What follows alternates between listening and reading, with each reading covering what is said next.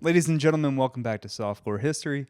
I'm your host for the week, Dan Regester, joined as always by Rob Fox. Is the Psy part of the show, or or was that a pre-show Psy? That was a pre-show. Okay. Edited outside. Okay, I thought that was. I didn't know if we were. I took one deep breath. I didn't know if we were leading with a bit. If you were like, I was like, as soon as you sighed, I was like, okay, we're going into something right away. I was just catching my breath. Okay.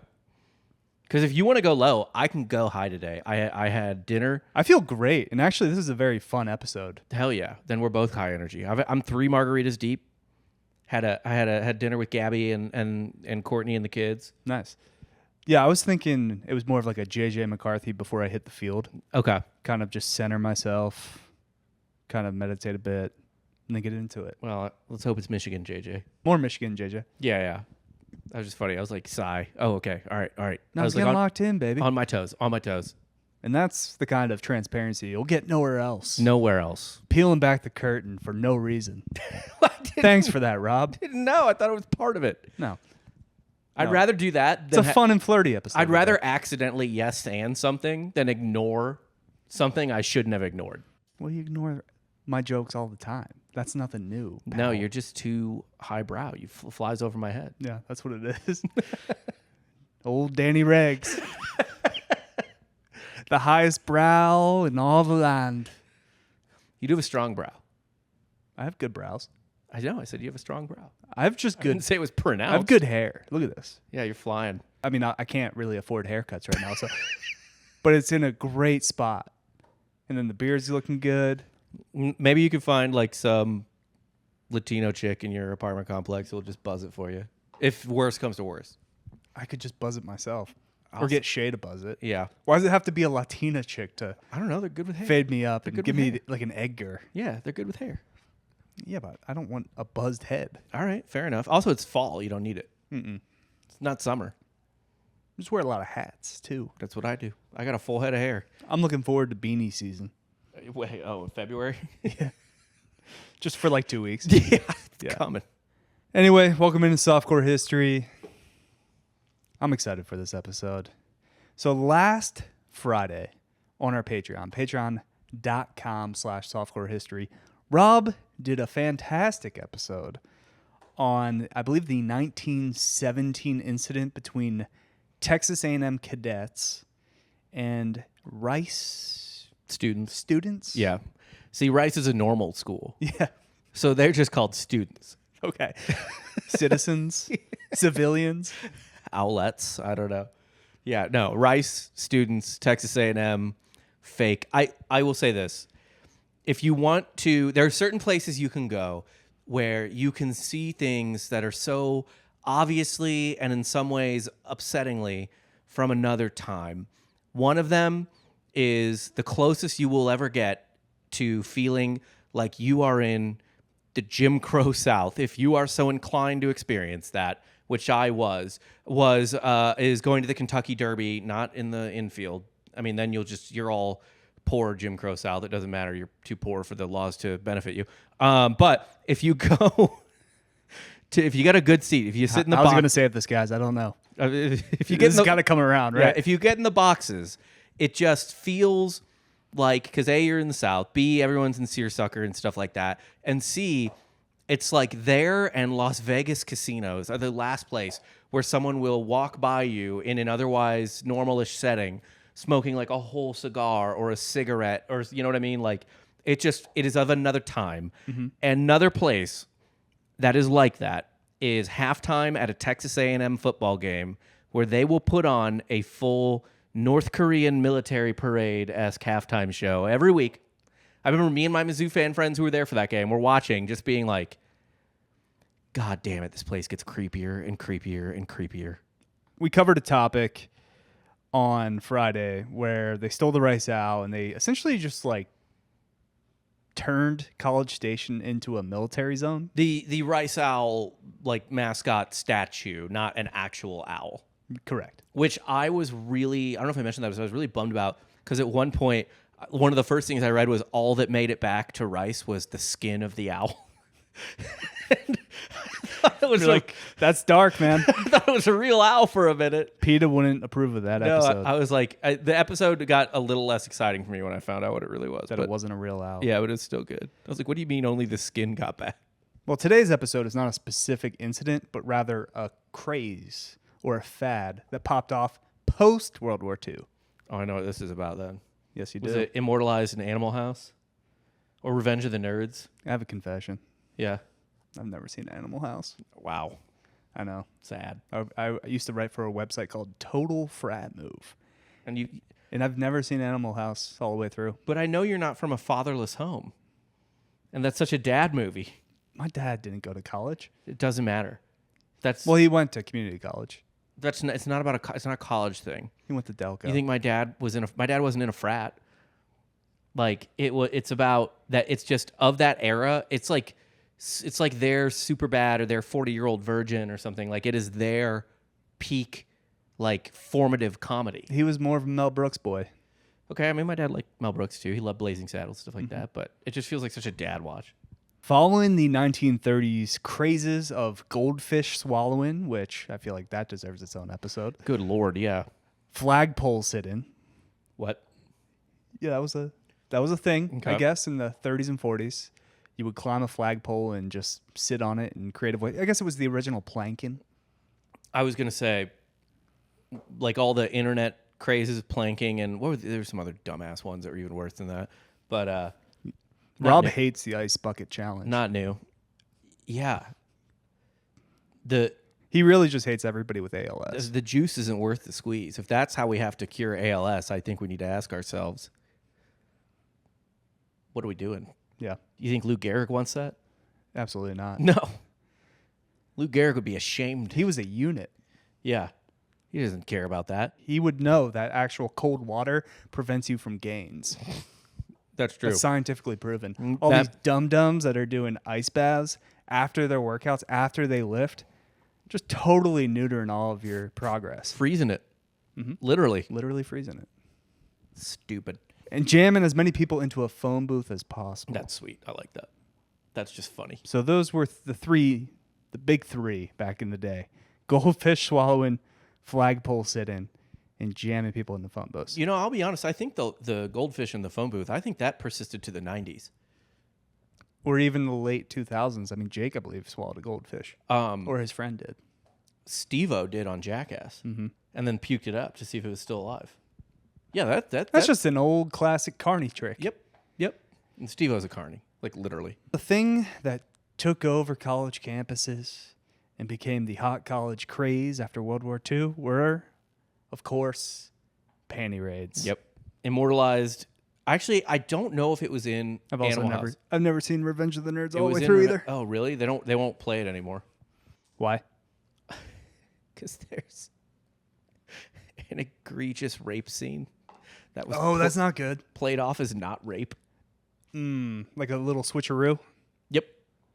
Okay. So the main nerd, Wasn't there a small person comedian that confessed to doing something similar to that, and it was on a podcast or a TV show, and they're like, please stop. Yeah, no, it was. I know that John Stamos said he did that once.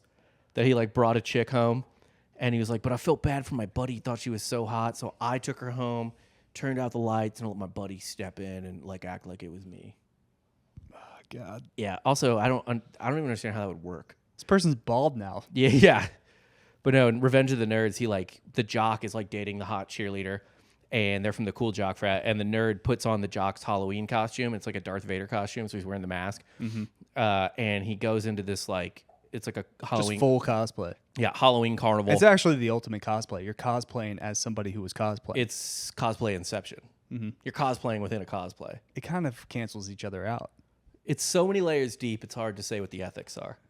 Because that guy would have fucked her as Darth Vader. Yeah. And now he fucked her as him as Darth Vader. Really no difference for her. Who's to say? But yeah, he Except everything. Yeah. Except everything. It's not great. But he fucks her, and he won't take the mask off and kiss her or anything. He fucks her, and it's like the best sex she ever had. And he pops the mask off, and she's like, "Oh, wait, I had sex with you, but And then she's into it. she was. It was so good. It was so good. She forgave him She immediately forgave him. for the trickaroo. And I gotta say, doesn't trade. I am mostly like, hey, let it go. Like 30 Rock taking down the 2 episodes they randomly have blackface in, that are like both making fun of blackface, but that's dumb. And like South Park pulling the Charlie Kirk thing out of sensitivity, whatever, dumb. But this one, I gotta say, fair enough. I mean, if you have a copy of it, you can watch it. It's out there. It's in the space. I will have to check if you can even buy it on Amazon. You could probably go to Walmart, like a $5 DVD You section. will have to search the smallest town's Walmart bin of DVDs, and you'll probably find it. I used to love going to Movie Stop and just getting $3, $4, $5 movies. It's the best. The way those things depreciate. They make a car seem like real estate. Oh, yeah. Art is meaningless and fleeting. I had such an incredible DVD collection in college. That was like a thing. It was like, oh, he's the guy with the DVDs. I was the guy you would go to. He's got in the every fraternity movie. house. He's got every movie. Now, the first documented incident occurred on February 25th, 1949, at Augustana College in Rock Island, Illinois. Around 120 men entered the women's dorm late that night. The first group entered through the heating tunnels beneath the building. Once inside, they unlocked the door for the remaining raiders to enter. The light and phone lines were cut. What? A fire hose was set off to flood the hallway and soak any coeds that popped out. Oh, my God. So it really wasn't just a panty raid. It was also a wet nightgown competition. Yeah. They're treating it Classic hijinks. They're treating it like Bin Laden's complex. Cut the power, cut the communications. Get them panties. Yeah. The men then entered their rooms, flipped beds, tables, wastebaskets, and emptied the dresser drawers to take their prizes. Women started spraying large amounts of perfume on the attackers so they could be identified later. That's clever. Mm-hmm. Also, get them in the eyes. It's not going to feel good. No. The house mother locked herself in her room and contacted the men's dean, whose car was compromised ahead of time to prevent him from showing up while the madness all went down. So this is a surgical strike. Mm-hmm. It literally is SEAL Team 6 Yeah. going in. The men made their escape after about 15 minutes, gleefully throwing the bras and panties all over campus. The police arrived, and no pranksters were charged. The only physical injury resulting from this first panty raid was from a man who was hit over the head with a chair by one of the coeds. Hell yeah. It's like the one chick on the like, it's like, there's like, I don't even know what she would be. She's like women's shot put. She's just like, not today. Just crushes a guy. I will say, obviously the idea of panty raids is mostly childish and pervy, but it is actually a good prank to deprive someone solely of their underwear. Mm-hmm. Like, that's a nightmare of a next day. The underpants gnomes. Except I don't need profit. I only need step 1. Well, we never figure out step 2. Yeah, but I don't need either step 1 or step 2. Just the act itself is enough. Though they didn't get in trouble, news traveled, made headlines in the Chicago Tribune, Time Magazine, and the New York Times, and suddenly a college craze began. It's funny that that's like the mass media perpetuated this. As they're one to do. Yeah. School shootings, panty raids, they really, One and the same. they give them ideas. Right. I mean, school shootings wouldn't happen if Columbine didn't get reported on. Didn't get covered. Yeah. Blood is on the media's hands. The second incident occurred on March 21st, 1952, at the University of Michigan. And this is often cited as the incident that really set off the fad. Well, you've got a power conference school now, one of the coolest schools in the country as far as I'm concerned. Yeah, I mean, the other school didn't play anybody, Paul. No. Michigan, that's just like, Michigan's like a sweet school. Like, I love the University of Michigan, and I have almost no connection to it.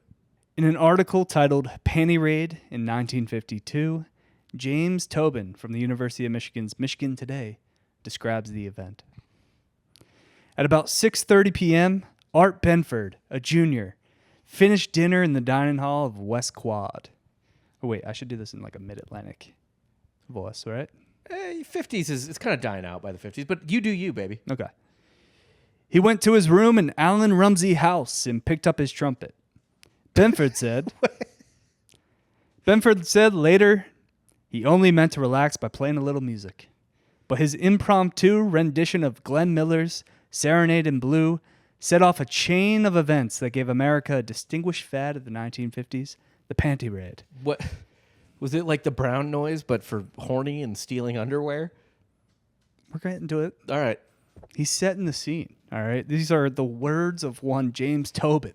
Sounds like a noir, like opening in New Orleans. Like we open on sad but sweet trumpet music in the French Quarter. Detective Dick Miller walks down Bourbon Street.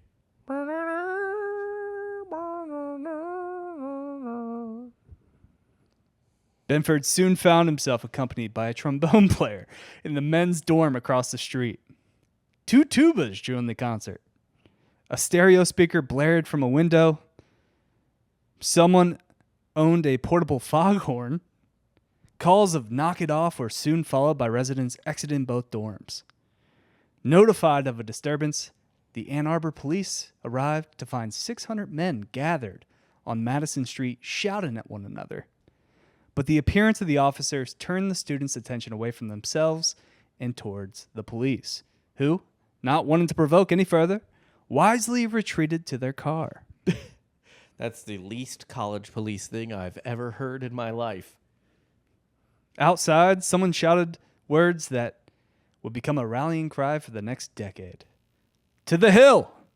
Meaning to the much larger and then all women's dorms on Observatory and Ann. Okay. On a hill, I assume. One would imagine, yeah. The crowd surged east on North University, first to Stockwell, then Marshall Jordan.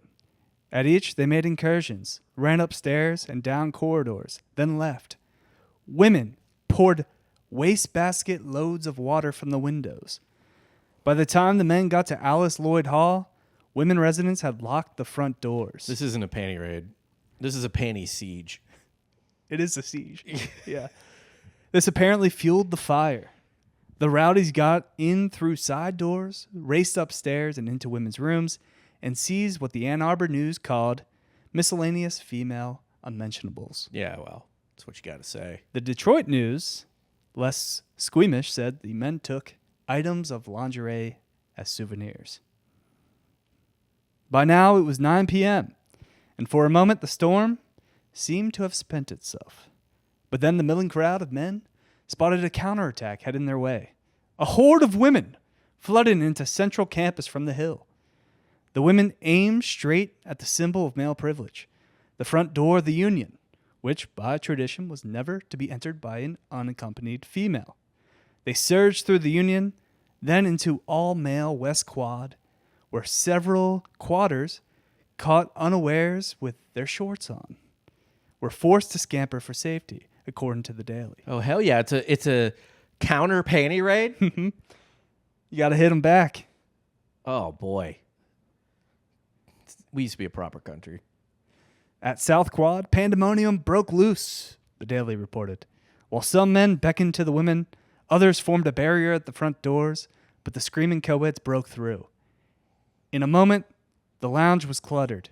Hysterical staff men called for the order.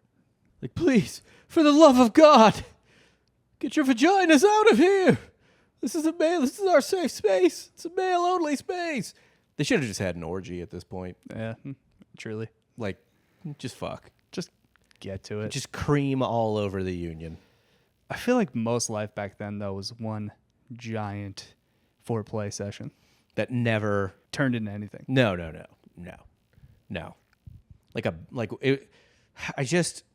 It's hard for me to imagine, like, this is the 50s, so this would be when my parents were born and when my grandparents were done with college. So, like, I don't know. I just can't imagine a lot of banging. Feels like they just banged to have kids. I think they banged. I know These they college did. kids I did. know they did. It's just you can't feel it. My children will know. That man drills his wife once a month. Yeah. You let them know. Yeah. But, I mean, you had the leather jackets, the slick back hair, greaser culture. Not on the campus. Well, probably not. Yeah. But I'm sure there's some people that cosplayed as greasers as well. Yeah, probably. Here at last, authority was reasserted in the stern form of Deborah Bacon, Dean of Women, the enforcer of in loco parentis. Her appearance took the steam out of the women who left and walked home before curfew. Hundreds of men still game and unrestricted by hours because we didn't have curfew. No, that's for ladies. Spread out for new assaults. The moon makes them menstruate. It's not safe for them to be out when the moon is out. The streets won't be filled with panties. They'll be filled with blood. Yeah, it's just safety. I've seen it happen at my school. Some went back. We'll get to your school later. Oh, hell yeah. Some went back to the hill where Alice Lloyd, a resident, had mounted a flashing red light in her window. Some to Martha Cook, where President Harlan Hatcher, venturing out of his house across the street, told the boys to go home without much effect. Some back to Betsy Barber, where they were repelled by residents wielding a fire hose at the window. Chuck Elliott. Like one of the ones off the wall? Yeah. There's a lot of just fire hoses available at that time. Well, people forget there were a lot more fires back then. Mm-hmm. I feel like buildings burning down used to be a much bigger thing. Every apartment has an extinguisher. I have an extinguisher. Yeah. Your house that you're renting now probably has an extinguisher. That one does. The house we owned never did. Well, you're the owner. Yeah, I never responsible for that. got one. I was like, it's fine. Yeah, but when you rent. Yeah, that's not my problem. It's someone else's problem. Chuck Elliott, a daily editor, detected a dark edge to the revelry. The earlier funny stages slowly changing as the night went on. Well, that'll happen, I assume. Into unpleasant demonstrations of near viciousness. I assume they weren't the soberest crowd. Probably some pints of liquor. A lot of this stuff was done without alcohol. I don't even understand how you could pull that off sober. Like, within 10 minutes, I would be like, what are we doing? I don't know. Should we drink instead? Or, like, drink and then do it? But then you never do the panty raid because you're too drunk and you're like, I'm good. Panty raid just seems like an idea that happens after 12 beers. Yeah. Not you're bored with your homework, so you start playing a trumpet. It's a Tuesday night, and the trumpet music gets you riled up. Hey, who's playing that trumpet over there? Yeah, 600 dudes just meeting because like an impromptu concert starts in a dorm. And it almost starts a brawl. And then they were like, hey. But then they hey. turn on the police. Boys. Let's take this out on the women. At about 1 a.m., it started to rain, and it was over. But only for the night. The mass riot, as the Daily called it, drew a good deal of news coverage, even making the national newspapers. Within weeks, copycat episodes sprang up on other campuses, and a national panty raid craze ensued. I'm telling you, if I heard about something that happened at Augustina College, whatever, I'd be like, oh, those guys are weirdos. But if I heard something happen at Michigan, I'd be like, oh, they're cooler than us, actually. So let's do that and be just as following their footsteps. Cool as they are. Yeah. It's the big house right there, baby. Yeah, 100%. The spontaneous swiping of women's underwear that night at Alice Lloyd became a standard, planned practice that went on for 10 years. The ritual seeking of trophies by men raiding women's dormitories and sororities. Although the term panty raid apparently had been used earlier, it was Michigan's riots that inspired the national fad. On April 8th, 1952, 2,000 men. Good Lord, that's an army. Raided the women's dormitories at Penn State while the women cheered and threw underwear from the windows to the crowd below. Oh, so it's more like a Mardi Gras situation. It seems that way. Penn State's always been comfortable with acts of expression that other people would find troubling. What are you talking about? Just other stuff. Okay. By the way, so far we've done A School No One Cares About, and 2 Big Ten schools, which is well in line with the Big Ten being the conference of sex crimes. We're about to get to you, buddy. Don't you worry. By the end of 1952, and also we can't get to my school because it didn't exist Yeah. at this point. When was your school founded? The 60s? Yeah, it was like 64, Okay. My school 63. had existed for almost 130 years when your school was founded. Yeah, We're pre-Civil War, baby. that's cool, dude. Which is cool until you realize who built the buildings. Yeah. We don't have that problem, bud. I'm an unproblematic institution. Although George O'Leary killed a kid, but Well, it's just one. just one. By the end of the 1952 spring term, the panty raid epidemic had spread to 52 campuses across the country. More than 2,000 men at the University of Missouri marched and sang their way to Sorority Row, the third target of a panty raid that evening. So, that's interesting because there wouldn't be I assume the paper called it a sorority row I guess, yeah. or whatever. Because the way it's set up at Mizzou is... We don't need the inside baseball. So on this. here's the geography of the University of Missouri. All the sororities and fraternities, it's just called Greek Town. There is a frat row on College Ave. But yeah, they're all like right next to each other. It's like my fraternity house was between 2 sorority houses. The police chief of the town of Columbia realized his 22-man force needed assistance. Near midnight, Missouri Governor Forrest Smith was awoken, told of the situation, and authorized the use of the National Guard. I'm sorry. So they had to wire up to Jeff City, which is about 40 minutes away from Columbia. Be like, my God, there's 2,000 horny boys up here.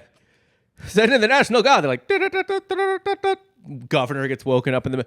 Honestly, I assume the governor got woken up in the middle of the night, heard what was happening, and was just so angry that he got that phone call to wake him up. It was just like, just send in our men. Fuck these kids. Yeah.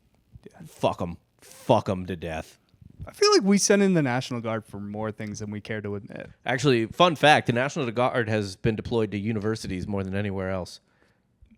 I made that up. But by the time the National Guard finally got to the campus, the boys had scattered and crisis was averted. Damn. They heard they were coming? Mm-hmm. So they scrammed. Did they get any panties? Yeah, they got plenty of panties. Okay, good. But you got to stop. One I mean, they're not stopping. They're not doing pre-crime here. They're not calling the National Guard because they heard about a panty raid. Right. It's just the panty raids are ongoing. There really is nowhere to hide in Greektown if you're a sorority house. I mean, you're literally just surrounded by your enemy for that night. Are you saying they're asking for it? I'm saying when you live in that neighborhood, you have to understand what that neighborhood is. Okay. I would have bet, for what it's worth, if me and my guys from my house had done a panty raid in 2006, expelled immediately. Dude, we weren't allowed to paint ourselves purple for Fiji Islander anymore. For purple face? Yeah, I don't know. They said it was Too dark? I guess in the light of night, it may be taken the wrong way. Yeah. If you're not... Although they were trying to say it was like offensive to Fiji natives. Fijians. Who notably do not paint themselves purple. Yeah. Was that the whole... But was it even be like, oh, I'm like a Fijian? No, you're doing it because it's like, that's my colors. Yeah, who am I going to upset? VJ Singh? Sure. I mean, he probably lives in Florida. It's almost certainly, yeah. Most golfers do. I mean, Rory does. Yeah. While the actions of the men received most of the attention, in almost all cases of the panty raids, women assisted. They unlocked the doors to the dorms and sorority houses, cheered from upstairs windows, and sometimes defended their would-be raiders from the police. At some point, it just becomes like kayfabe. Just becomes like a funny thing. You know what I mean? Mm-hmm. Like fake almost.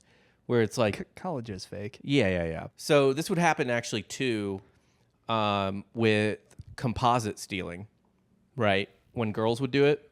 Yeah. There were 2 types of composite thefts.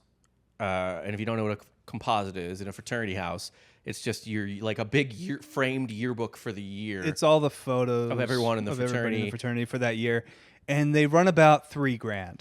So by stealing one, it's actually grand theft. It is a felony, I believe. Yeah.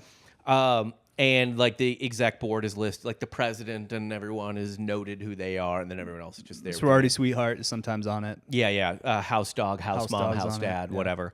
Anyway, there would be two types. There would be one, which was almost like the formal composite theft. Like if someone was pairing with you or courting you for Greek Week or homecoming, they would come in and steal your composite. They'd be like, "We're just here," and you knew why they were there.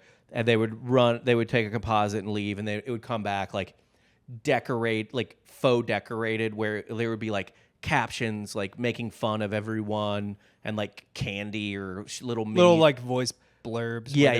And like little mini liquor bottles like taped to it and stuff like that. And then there was the other ones, which was the girls would actually bust in and just straight up steal it for shits and gigs. Yeah. Although women in college, hat theft was more of a big thing, at least at UCF. But that's personal crime.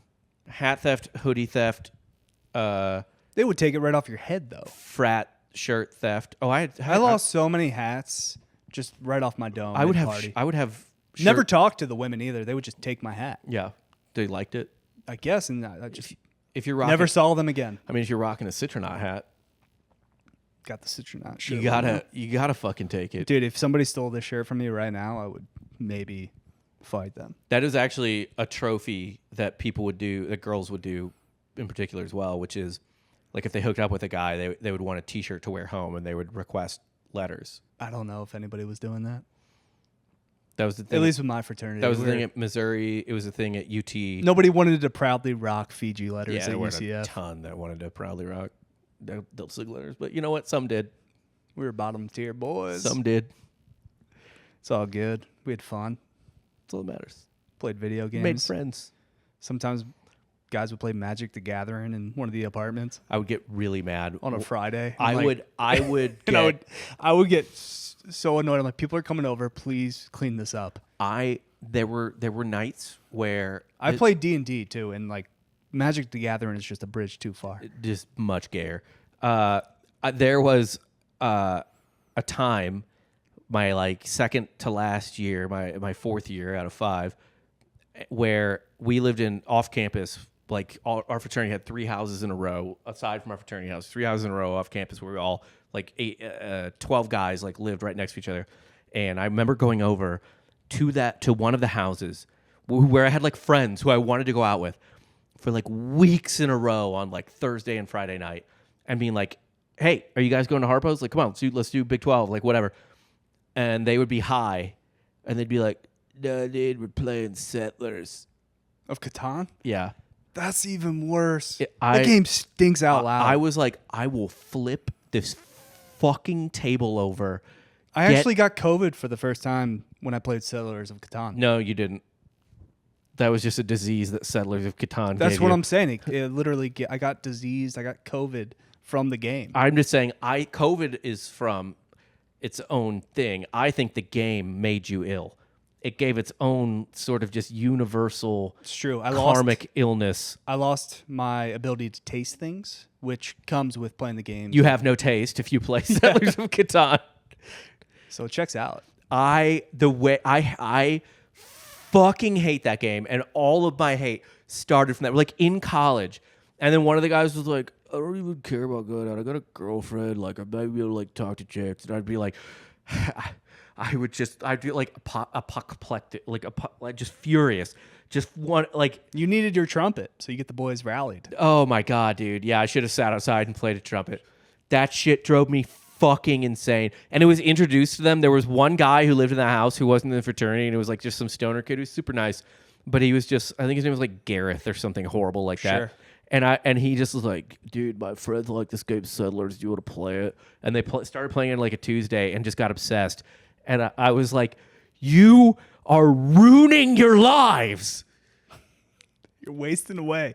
You will never get this time back. Yeah. What are you doing?" We would occasionally play like Cards Against Humanity, but that brought in women and other people. Like it was a giant group that would play the game.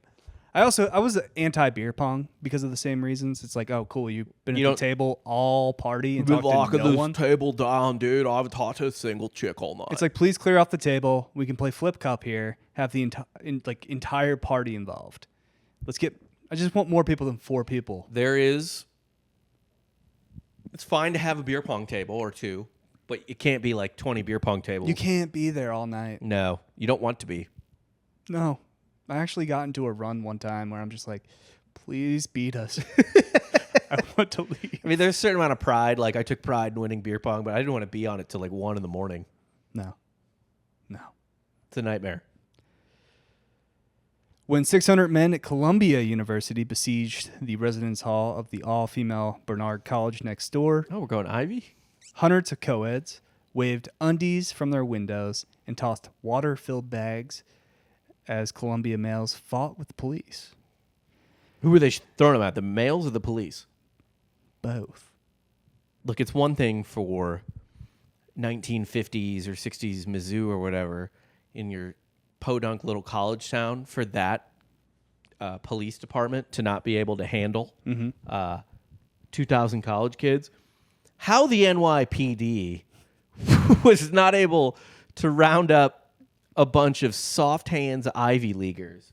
At the University of Texas, only days after Dean of Women Dorothy Gerber declared, "I'm sure our boys are too much of gentlemen to indulge in such antics," the campus experienced its first bout of panty raid fever. She dared them is the problem. Essentially. She willed it in. She's like, our boys are too good for this.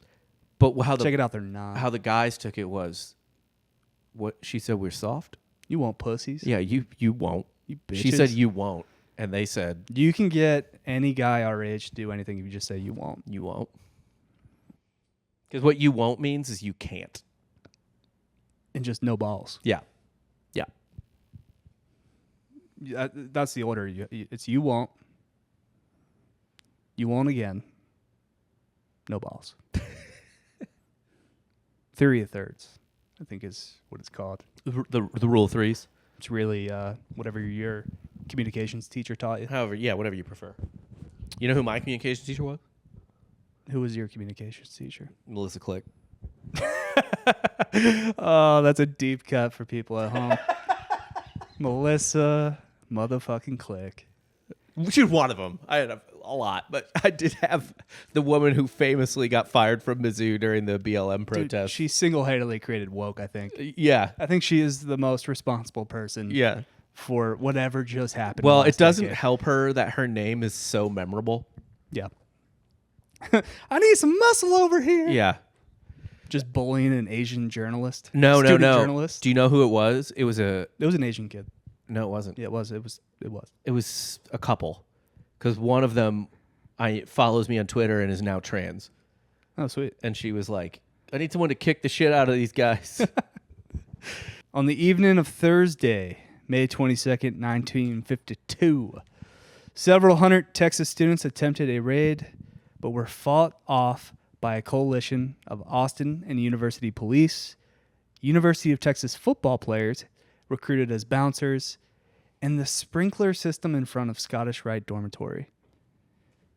So Texas tried to do a panty raid and immediately bitched out. The football team fought them off? Yeah, the police recruited the football team to help them just kind of corral their own guys. Okay. Well, you're not going to fuck with those guys. In most panty raids, the men were welcomed by the women residents, but in a few instances, the raids turned somewhat violent. Jesus. At the University of Washington, raiders broke windows in the dorm rooms and chanted, "We want panties, we want panties, we want panties, we want panties." That many times, huh?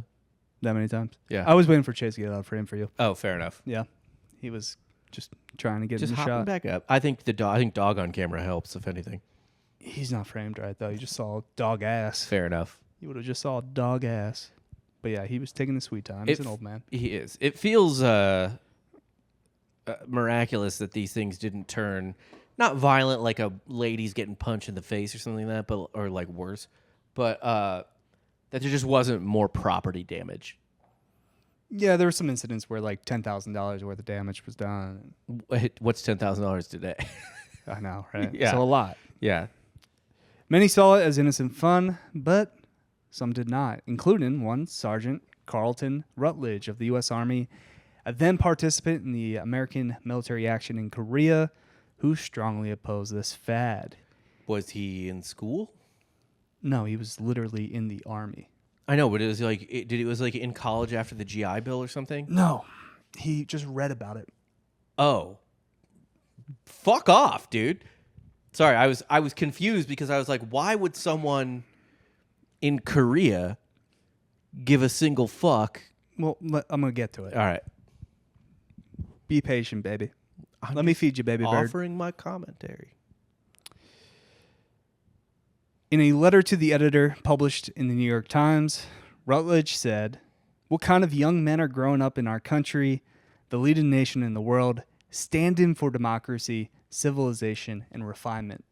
It was only a year or two ago that the papers back home were full of discussions on how to exempt these young morons from the draft so they might continue their education and become better men for our country. My opinion is that such young whelps be drafted at once, given a rough training, and sent to the front lines to help there until the fighting was finished. I consider anyone who is so low as to act in this manner, I read, should have nothing less than a horsewhipping." Yeah. So he's really just angry because they didn't get drafted. That's really it. But because the first thing I can think of is, yeah, a soldier would never. Yeah, soldiers are stand-up dudes. Yeah, a soldier. They definitely wouldn't participate in such, foolish, No. childish. I've never met pranks. never met a single dirtbag in the military. They're all dirtbags. Especially when they're like 18 to 22, they would all do this. They're like, I'm sorry. This guy's calling in Korea, calling in air support and watching a dude with titties painted on his plane glass Chinese people. And he's like, perverts. They're fighting police. Perverts, a lot of them. Yeah, no soldier ever got in a fight with MPs. There was never a That time. never happened, no. Yeah. This guy just sounds like a fucking boner. 2 football players at the University of Oklahoma were dismissed for leading a raid on the women's dorms, and newspaper headlines soon declared, "Bloomer sooner." That's good. It's good work. Do you think they were mad when they read about Joe Mixon getting to stay in school? But also, how many yards did he run for that year? That's fair. It's a great running back. Panty raid. Still in the league now. Yeah, panty raid, face raid. I think he's had multiple incidents. Doesn't prevent him from playing. He had like some weird shooting. He didn't hit anyone, but like popping off a gun at someone on his property or something. The old Ja Morant. Yeah, kind of. At Whittier College in California, the dean of students warned that the local draft board chairman would try to draft any man involved in panty raids. For the next year, panty raids were in short supply around the country, likely deterred by the threat of expulsion or reminders that Americans were in fact fighting in Korea. Yeah, I mean, that's... So literally everybody's defense against the panty raids but there's young boys dying in Korea right now. No, I think it's the opposite. It's like what the Nazis would do, which is if you fucked up, but they didn't want to kill you or anything because they needed people, straight to the Eastern Front. So essentially, you do a panty raid, straight to the front. What Russia's doing right now? Yeah, also that. Straight to the front. It is funny, too, that people are like, oh, man, I'm not going to do this panty raid anymore because I don't want to get shot by a Chinese guy or a Korean guy. While the 1952 outburst was never repeated, panty raids were a regular campus feature for another 15 years. That is also, by the way, a line in the movie you've never seen, Animal House. They get expelled near the end, spoiler. And the dean is like after he tells them they're all expelled, because Animal House takes place in the late 60s, he's like, oh, and I've notified all of your draft boards. So he's just Sweet. He's like, I let your local draft boards know that you're immediately eligible to go to Vietnam.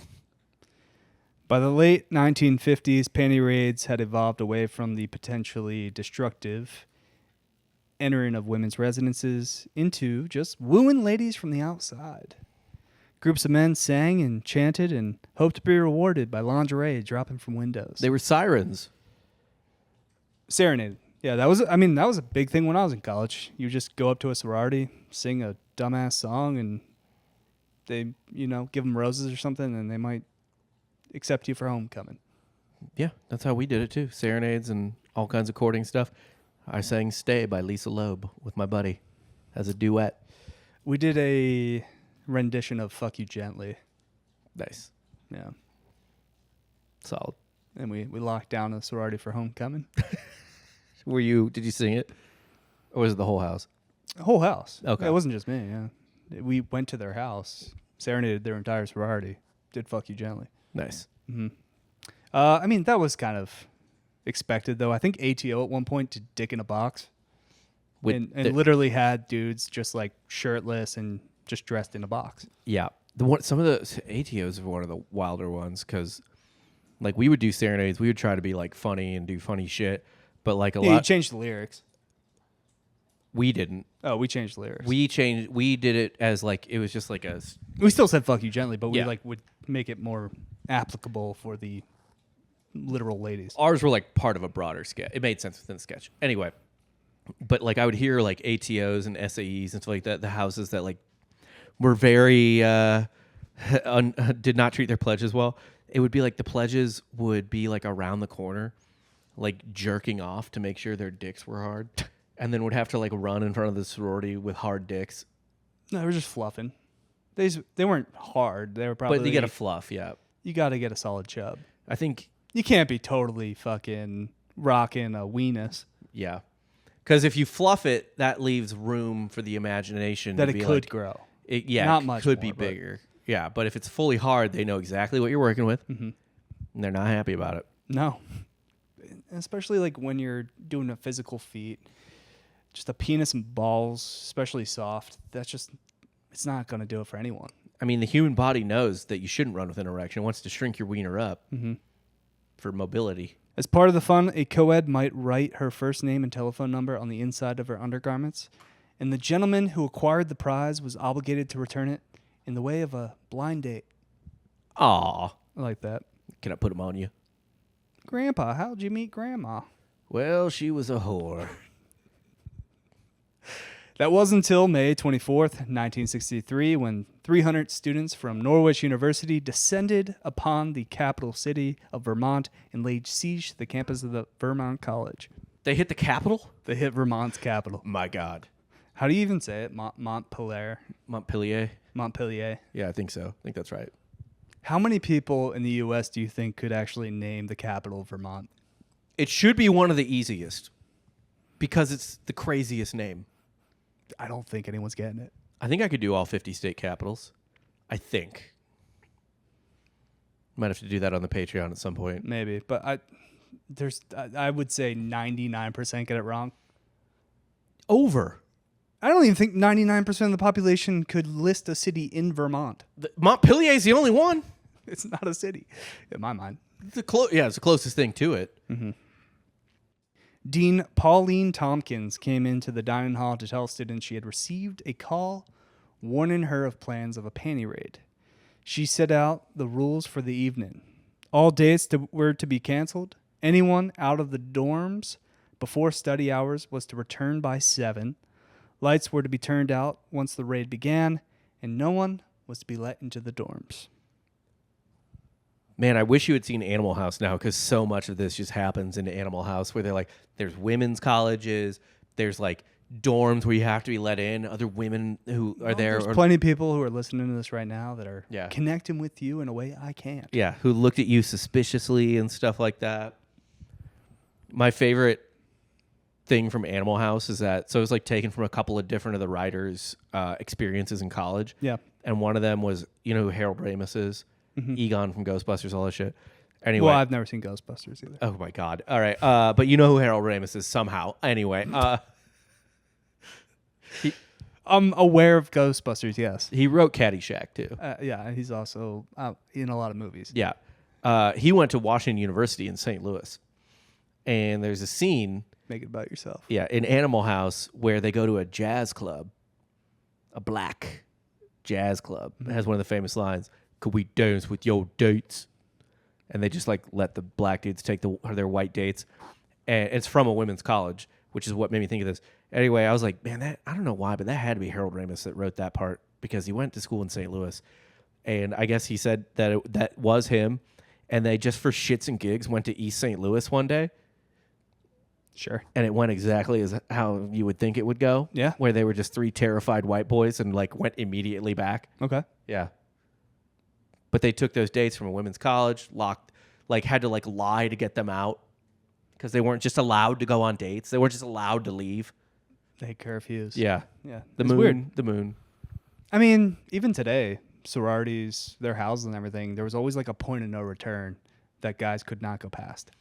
You couldn't go upstairs. Second floor, yeah, typically upstairs. But yeah. there was usually a door to the stairway that I couldn't like go past, Yeah. or the house mom would yell at me. Oh yeah, you're in deep shit. Except there'd be like one cool house that was like, well, you can come over and bang us. Was there a cool house? Yeah, it was Gamma Phi. I wasn't cool enough for it. Oh, yeah. It was probably Zeta at UCF, but I wasn't cool enough for that. It was dusk when the lights out announcement came over the PA, and cars loaded with Norwich cadets began to arrive, followed by the police and fire departments. Goddamn cadets. A hose truck stopped in front of the Glover Hadley building, and as the firemen hopped out to hook up the hoses, a Norwich cadet hopped in and drove the fire truck across the quad and straight into the fountain. You wrecked the fire truck? Yeah. By the way, props on the equal opportunity. They were going to fire hose a mob of white people. Yeah, I don't think it was an exclusively racially charged thing. I think it was just effective. Look, this is crowd control. This is going to sound really racist, but it just makes sense to use a fire hose on an angry crowd. Yeah. And we got plenty of examples of white college kids. I'm just saying, if you want to disperse a crowd, a hard beam of water That's going to get you. going to help do that. Mm-hmm. It's just logical. It's not right who they did it to necessarily, but it does make sense. When I was a part of the riots in Philadelphia after the 2008 World Series, How old were you? I was a senior in high school. Okay. So I was 17 at the time. If someone busted out a fire hose to get us, I would have left. Right? Yeah, I would have just immediately You're not been like, I'm not getting soaked. sticking around for the fire hose. No, I got pepper sprayed, and I still stayed. You stayed with the pepper spray. No, it wasn't direct, but it was like a kind of a, Okay. So you got a little spice. got a little spice. Yeah. And I think I also got hit by like a police horse or something. I don't know. What do you mean hit by? Just like ran into me. Okay. It was a big crowd. Like, what do you mean ran into you, though? Like a knight charging into a crowd of infantry? Like you got a horse chest to the fucking... Yeah, dude. It was the cavalry charging, and we Yeah. held our own. Fair enough. Did it have a breastplate on the horse? Yeah, no. I wish they should. I had a giant red Hulk hand that I was holding a beer in. Nice. So, it was helping me defend myself, though. It was a nice shield. I've been arrested multiple times, and the meanest a cop has ever been to me was when I was in downtown Austin and didn't get arrested, and I was just really drunk and touched the police horse, and I've never Can't do that. never gotten a talking to like that before. You can't even pet them. They will get furious, They don't like it. and you shouldn't. I was just shit-faced. Although you pay taxes. It's my horse. That's your horse. It's my horse. Just like that's your gun. Yeah. Reach for that gun. You can, honestly, people don't know this, but say you're down on cash, you don't have any, maybe your iPhone died, you can't call an Uber. You're legally allowed to take a police horse. That's your horse car. That's yours. The person, obviously not. You can't own a person. 14th Amendment, 13th Amendment, whichever one it is. Can't own a person. Doesn't say anything about horses. You do own all of their stuff, though. Mm-hmm. That they have in official Any capacity. government worker. Yeah, you can't take their phone unless it's the government pays for the phone. But like the gun, the horse, the car, yeah, that's all yours. Certainly. Yeah. You go into a classroom, teacher pays for things out of her own pocket for the classroom. Yeah. Doesn't matter. You can take that. I think really we should, if we're going to redirect tax dollars, give the teachers more money for their supplies and take it out of the cops' gun budget. Not because I don't want cops to have guns, but because if there is anyone who would happily upgrade what they're carrying, it's a fucking cop. Or teacher. Or teacher if they're armed too. Arm the teachers. Which seems like every time someone told that to me, I was like, it feels like that's not the right solution. I know teachers, they don't want to carry guns. No. And you don't want them to carry guns. Probably not. Although a pistol whip to a kid here and there, they might start acting Might right. keep the kids in line, to be honest. Imagine if our nuns at Catholic school had guns. I might have actually believed in God. Oh, that's what kept you No. from it? And actually, I've come all the way back. I'm a true Catholic. It probably isn't a thing anymore. It can't be a thing anymore. But when I was in school, in like grade school, like we would hear stories about there was this one male teacher who had like, he didn't have a bad temper or anything like that, but we thought he did. Mm-hmm. But he was like a god tier yeller. You know what I mean? Sure. Just like a deep, deep bass. Really put you in your place. Oh, and it made the rumors ran wild about how one time he like held a kid out a window by his neck because he was right, which isn't even believable anymore, but it was believable back then. And you didn't fuck around in Mr. Schulte's class. Nicest guy in the world. Better time. But honestly, yeah, we lived in the peak. when you got in Mr. Schulte's class, you shut the fuck up. Anyway, that's just kind of a general overview of what your grandparents probably did in college. Hell yeah. Panty raids. Your grandpa, your grampy. Maybe even your dad. Holding panties up to his nose and sniffing them. Hell yeah. Way to go. You hit the TV. You didn't knock anything out. Okay, good. I was really worried for a second. Yep, there it goes. And we can't see ourselves anymore, but I believe we are still going. Sweet. This is what happens when you move. I know. I'm an antsy guy. You're such a spaz. That's 100% on me. You're the biggest fucking spaz I know. At least you believe my ADD. I don't. You still don't? No, I think you're a fraud. What could it possibly be? Spaz. Okay. A loser. Well, I'm not debating that. Yeah, I mean, look at our fraternity houses. Oh, just a couple of bottom tier billies over here. Playing Settlers of Catan. And Cards I didn't Against play Humanity. it. Well, sounds like you played it. I did. There was actually another time. I'll tell the story. Real quick. No, we don't have time for this. We don't have time? I don't want another Settlers of Catan story. No, to it's not scare Settlers of Catan.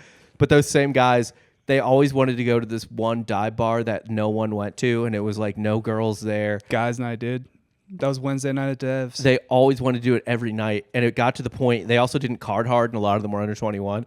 And me and my buddy who like wanted, and they all had fake IDs, and we had fake IDs. We all wanted to go to the bar where like girls were at, and we were annoyed that like our whole crew was going to this shitty bar and that didn't card anyone. And we were like, should we just like call the cops on that bar just so that they can't go there anymore? I don't want to do a show with you anymore if you tell me you called the cops on your own guys. We didn't. Well, we would have called on the bar, not them.